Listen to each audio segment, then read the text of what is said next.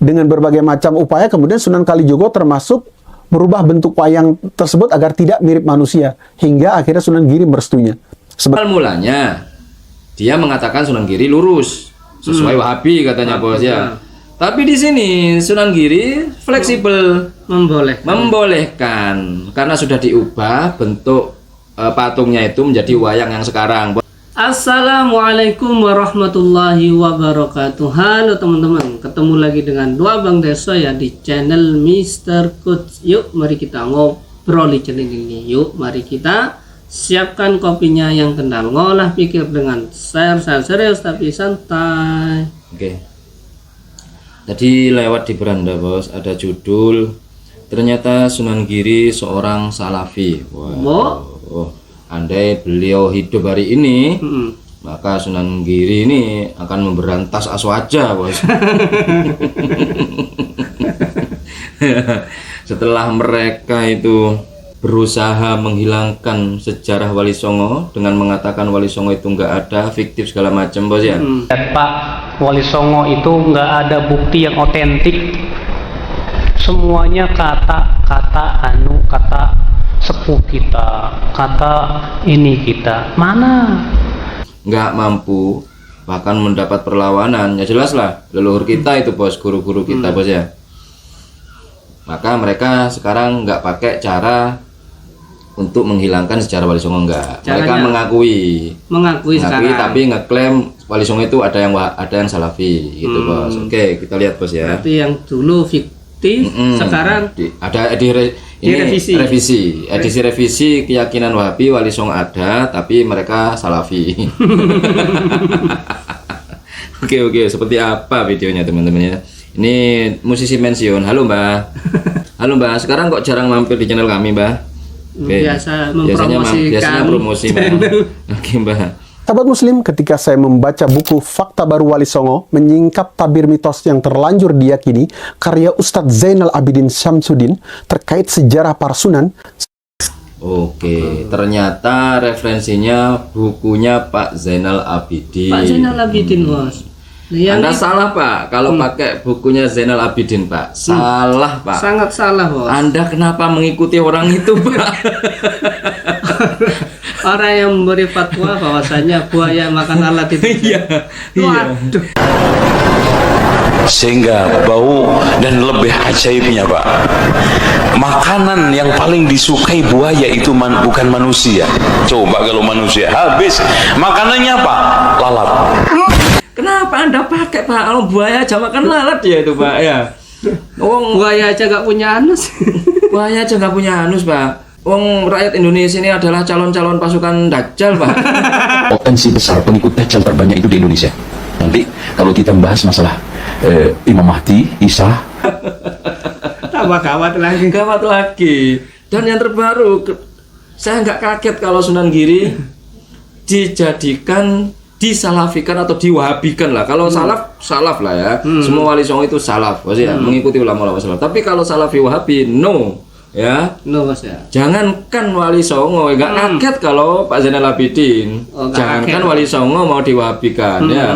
Sahabat Nabi aja Wahabi katanya. kemudian juga Abu Bakar, Umar, Utsman, Ali radhiyallahu anhum, yang di dalam banyak pernyataannya mengajak kembali kepada Al-Quran dan Sunnah di saat fitnah juga Wahabi. Bahkan Nabi Muhammad aja Wahabi itu. Siapa yang mengajak kembali kepada Al-Quran dan Sunnah adalah Wahabi. Siapa yang sekarang ini mengajak pembaharuan Islam adalah Wahabi, maka ketahuilah bahwa Rasulullah Shallallahu Alaihi Wasallam itu juga Wahabi dan pas nama beliau Muhammad. Sampai segitunya mengklaimnya mas ya. Padahal Bin Bas mengatakan Wahabi adalah pengikut Muhammad bin Abdul Wahab yang bermadhab Ahmad bin Hambal. Nah terus Nabi Muhammad Wahabi katanya. Ini kan berarti kan yang Nabi bukan Nabi Muhammad, tapi Wahabi. Ya, karena apa? Karena Nabi Muhammad Wahabi kata Pak Zainal Abidin. Berarti Nabi Muhammad bermadhab Ahmad bin Hambal. Wah ini sesat dan menyesatkan. Bisa kafir, Anda bisa murtad, hati-hati. Masa Anda mau mengikuti pendapat orang yang hampir-hampir murtad ini dengan mengatakan Nabi Muhammad adalah Wahabi, para sahabat Wahabi, Umar bin Abdul Aziz Wahabi, Khulafaur Rasyidin Wahabi, semuanya Wahabi lah, ambil semuanya. Kalau perlu Bill Clinton ya kan, George Bush Wahabi semua nggak apa-apa. Mas, Anda pakai ini Pak, waras Anda ini Mbak, ya. Oke. Kalau nggak percaya kita lihat, pasti kalau karya Pak Zainal Abidin pasti bobrok ya. Kita lihat. Saya sangat tertarik pada sejarah Sunan Giri yang dari sepak terjangnya, jika saja beliau hidup hari ini, saya sangat yakin beliau akan disebut Salafi atau Wahabi. Kesungguhan Sunan Giri mempertahankan kemuliaan Islam inilah di antara unsur pokok yang bisa disebut kesalafian beliau. Karena itu Sunan Giri bahkan dianggap sebagai pimpinan kaum Puritan, aliran yang didukung Sunan Ampel dan Sunan Derajat. Rahimahnya juga menggolongkan Sunan Giri ke dalam kaum yang putihan, Puritan. Itu dengan beberapa alasan. Yang pertama, dalam menentukan hukum agama, Sunan Giri itu sangat berhati-hati.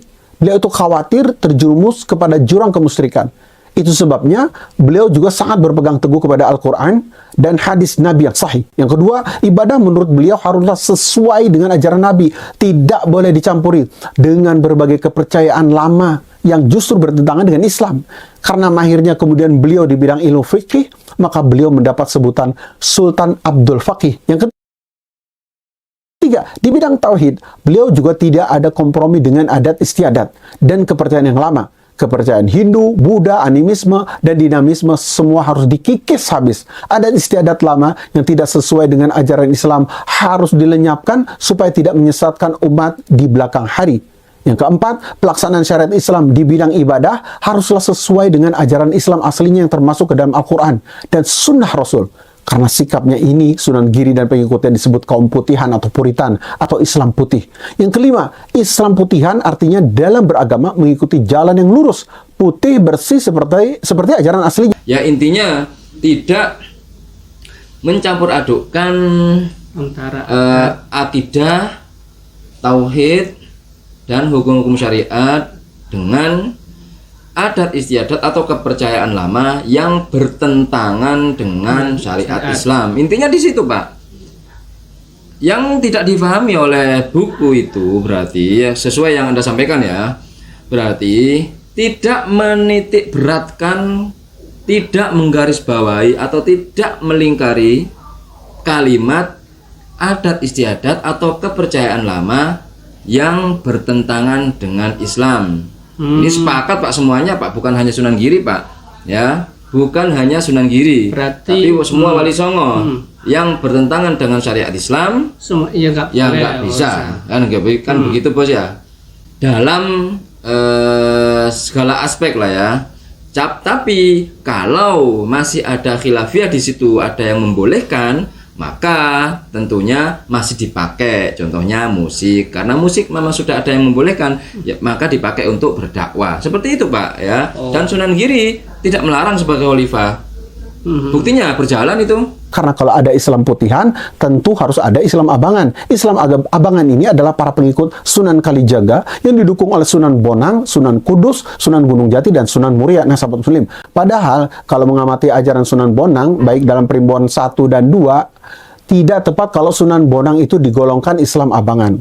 Yang mengklasifikasikan abangan dan putihan itu bukan sunan-sunan itu, ya, tapi generasi setelahnya, kan begitu.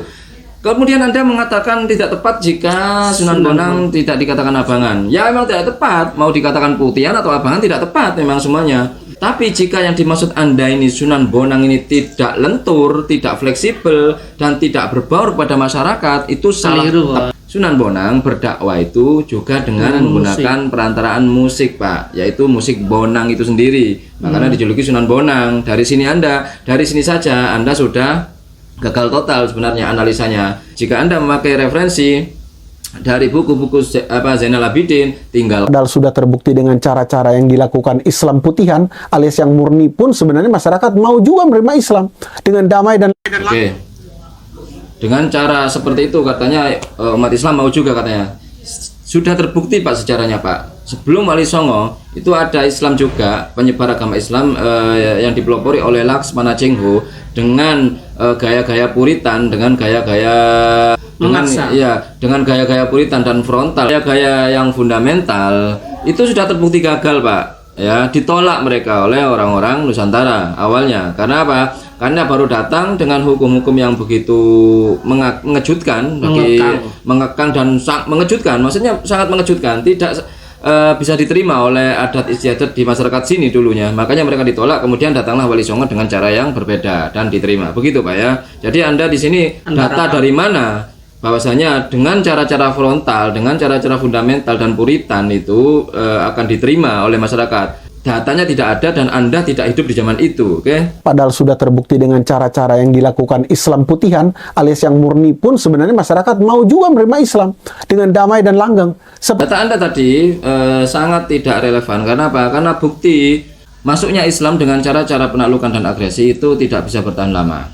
Dengan bukti tidak adanya Islam di Andalusia atau di Spanyol saat ini, karena Islam di sana hanya bertahan sekitar 7 abad ya. Sedangkan di Indonesia jika terhitung dari abad ke-13 maka sudah memasuki abad 21. Berarti sudah 7 abad lebih dan masih kuat di sini Islamnya. Kan begitu. Karena apa? Karena di Indonesia Islamnya dilakukan dengan pendekatan-pendekatan emosional dan sosial. Seperti itu Pak ya. Sebagian besar tokoh-tokoh abangan zaman sekarang itu justru memusuhi kelompok putihan.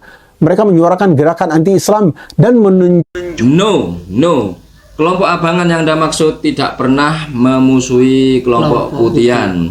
Kalau ada konflik, iya. Tapi kalau kelompok Anda yang mengaku putihan, kenapa dimusuhi? Kenapa diwaspadai? Karena kelompok Anda banyak melakukan hal-hal yang menyimpang, yang membuat onar dan membuat gerah umat. Dengan cara seperti ini salah satunya, mengklaim Sunan Giri sebagai Wahabi, kemudian selalu menyerang amalan-amalan orang lain. Itu Pak, bukan abangan ini. Jika yang dimaksud abangan Anda itu Aswaja loh ya, maka Aswaja membenci atau mewaspadai gerakan kalian itu karena kalian selalu menyerang amalan-amalan kami, menyalahkan, kemudian membid'ahkan. Bahkan kalian tidak pernah menghargai dalil-dalil yang kami sampaikan walaupun sahih, karena berbeda itu. Nah, ini sudah tidak relevan jika kelompok Wahabi mengklaim bahwasanya mereka adalah putihan ala Sunan Giri. Sangat tidak relevan. Kenapa? Karena lahirnya Wahabi tahun berapa, Sunan Giri tahun berapa? Tidak sesuai sama sekali. Dan termasuk jasa besar Sunan Giri adalah pembangunan Masjid Agung Demak, dan beliau menolak peresmian dengan pertunjukan wayang kulit yang diusulkan oleh Sunan Kalijaga dengan alasan bahwa wayang berasal dari tradisi Hindu dan Buddha. Menggunakan patung dan gambar itu dilarang dalam Islam. Dengan berbagai macam upaya kemudian Sunan Kalijogo termasuk merubah bentuk wayang tersebut agar tidak mirip manusia, hingga akhirnya Sunan Giri merestuinya. Mulanya dia mengatakan Sunan Giri lurus sesuai Wahabi katanya bos ya. Tapi di sini Sunan Giri fleksibel, membolehkan karena sudah diubah bentuk patungnya itu menjadi wayang yang sekarang bos ya. Diperbolehkan oleh Sunan Giri. Sedangkan Wahabi yang sekarang Pak Khalid Basalam saja menyuruh memusnahkan. Jawa, dan saya suka pewayangan. Kalau dia punya maka lebih baik dimusnahkan ya, dan berarti kata ini lebih baik dihilangkan ya. Oke, itu saja teman-teman ya, data-data yang kontradiktif yang disampaikan atau yang dipaparkan oleh Pak Zainal Abidin dalam bukunya itu, yang dibanggakan oleh mbah-mbah musisi pensiun ini teman-teman. Oke, mungkin itu saja obrolan hari ini. Mudah-mudahan bermanfaat, mudah-mudahan mencerahkan, dan mudah-mudahan bisa bersikap bijak lagi. Yang baik-baik semuanya datang dari Allah, yang jelek-jelek datang dari kami. Mohon maaf. Wa akhirul kalam, assalamualaikum warahmatullahi wabarakatuh.